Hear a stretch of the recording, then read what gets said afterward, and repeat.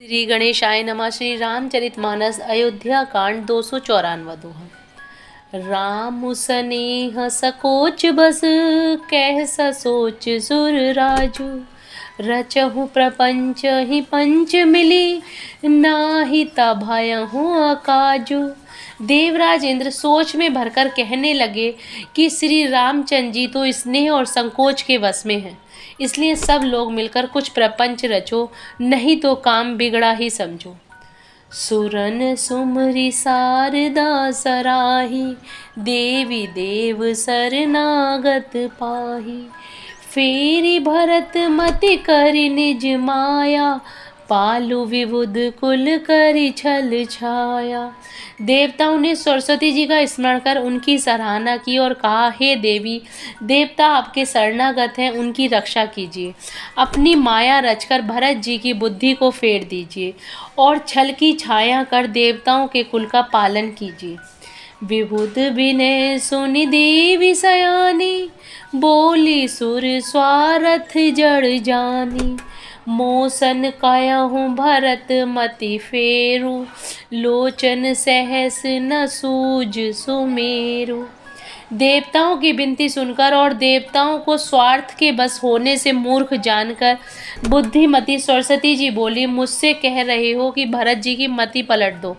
हजार नेत्रों से भी तुमको सुमेरु नहीं सूझ पड़ता।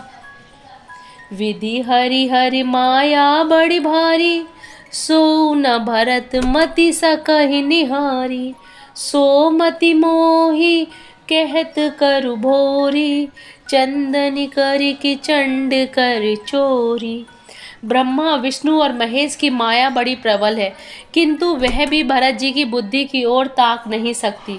उस बुद्धि को तुम मुझसे कह रहे हो कि भोली कर दो, बुलावे में डाल दो। अरे चांदनी कहीं प्रचंड किरण वाले सूर्य को चुरा सकती है। भरत हृदय सिय राम निवासु तह कीर्ति मर जह तरन प्रकाशु। अस कहि सारद गई विधि लोका विबुध विकल निसि मानहु कोका। भरत जी के हृदय में श्री सीता राम जी का निवास है। जहाँ सूर्य का प्रकाश है वहाँ कहीं अंधेरा रह सकता है। ऐसा कहकर सरस्वती जी ब्रह्मलोक को चली गई। देवता ऐसे व्याकुल हुए जैसे रात्रि में चकवा व्याकुल होता है। 295 दोहा। सुर स्वारथि मलिन मन कीन कुमंत्र कुठाटू। रचि प्रपंच माया प्रबल भय भ्रम अरति उचाटू। मलिन मन वाले स्वार्थी देवताओं ने बुरी सलाह करके बुरा ठाट रचा, प्रबल मायाजाल रचकर भय भ्रम अप्रीति और उच्चाटन फैला दिया।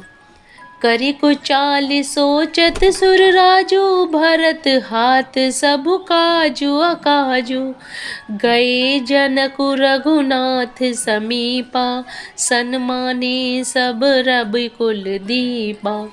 कुचाल करके देवराज इंद्र सोचने लगे कि काम का बनना बिगड़ना सब भरत जी के हाथ है। इधर राजा जनक जी मुनि वशिष्ठ आदि के साथ श्री रघुनाथ जी के पास गए। सूर्य कुल के दीपक श्री रामचंद्र जी ने सबका सम्मान किया। समय समाज धर्म अविरोधा बोले तब रघुवंश पुरोधा। जनक भरत संवाद सुनाई भरत कहाउति कही सुहाई। तब रघुकुल के पुरोहित वशिष्ठ जी समय समाज और धर्म के अविरोधी अर्थात अनुकूल वचन बोले। उन्होंने पहले जनक जी और भरत जी का संवाद सुनाया, फिर भरत जी की कही हुई सुंदर बातें कह सुनाई। तात राम जस आय सुदेहु सो सबु करे मोर मत ऐहु। सुनि रघुनाथ जोरी जुग पानी बोले सत्य सरल मृदुवानी। फिर बोले, हे तात राम, मेरा मत तो यह है कि तुम जैसी आज्ञा दो वैसी ही सब करे। यह सुनकर दोनों हाथ जोड़कर श्री रघुनाथ जी सत्य सरल और कोमल वाणी बोले। विद्यमान आपुनि मिथिलेषु, मोर कहब सब भांति भदेषु। राउर राय रजा यशु होई, राउरी शपथ सही सिर सोई। आपके और मिथिलेश्वर जनक जी के विद्यमान रहते मेरा कुछ कहना सब प्रकार से बद्ध है, अनुचित है। आपकी और महाराज जी की जो आज्ञा होगी मैं आपकी शपथ करके कहता हूँ, वह सत्य ही सबको सिरोधार्य होगी। 296 दोहा। राम शपथ सुनि मुनि जनकु, सकुचे सभा समेत। सकल विलोकत भरत मुखु, बनहि न उतरहु देत। श्री रामचंद्र जी की शपथ सुनकर सभा समेत मुनि और जनक जी सकचा गए, स्तंभित रह गए। किसी से उत्तर देते नहीं बनता, सब लोग भरत जी का मुंह ताक रहे हैं। सभा सकुच बस भरत निहारी, राम बंधु धरि धीरजु भारी। कुसमय देखि सनेहु सभारा, बढ़त विधि जिमि घटज निवारा। भरत जी ने सभा को संकोच के वश देखा। राम बंधु भरत जी ने बड़ा भारी धीरज धरकर और कुसमय देखकर अपने उमड़ते हुए प्रेम को संभाला, जैसे बढ़ते हुए विंध्याचल को अगस्त्य जी ने रोका था। शोक कनक लोचन मति छोनी, हरि विमल गुण गण जग जोनी। भरत विवेक बरहा विशाला, अनायास उधरी तेहि काला। शोक रूपी हिरण्याक्ष ने सारी सभा की बुद्धि रूपी पृथ्वी को हर लिया, जो विमल गुण समूह रूपी जगत जी की योनि उत्पन्न करने वाली थी। भरत जी के विवेक रूपी विशाल बराह रूपी धारी भगवान ने शोक रूपी हिरण्याक्ष को नष्ट कर बिना ही परिश्रम उसका उद्धार कर दिया। करि प्रणाम सब कह कर जोरे, राम राउ गुर साधु निहोरे। क्षमव आजु अति अनुचित मोरा, कहव बदनु मृदु वचन कठोरा। भरत जी ने प्रणाम करके सबके प्रति हाथ जोड़े और श्री रामचंद्र जी, राजा जनक जी, गुरु वशिष्ठ जी और साधु संत सबसे विनती की और कहा, आज मेरे इस अत्यंत अनुचित बर्ताव को क्षमा कीजिएगा। मैं कोमल मुख से कठोर वचन कह रहा हूँ।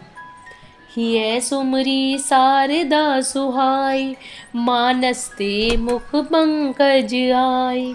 विमल विवेक धर्म नैसाली, भारत भारती मंजू मराली। फिर उन्होंने हृदय में सुहावनी सरस्वती जी का स्मरण किया।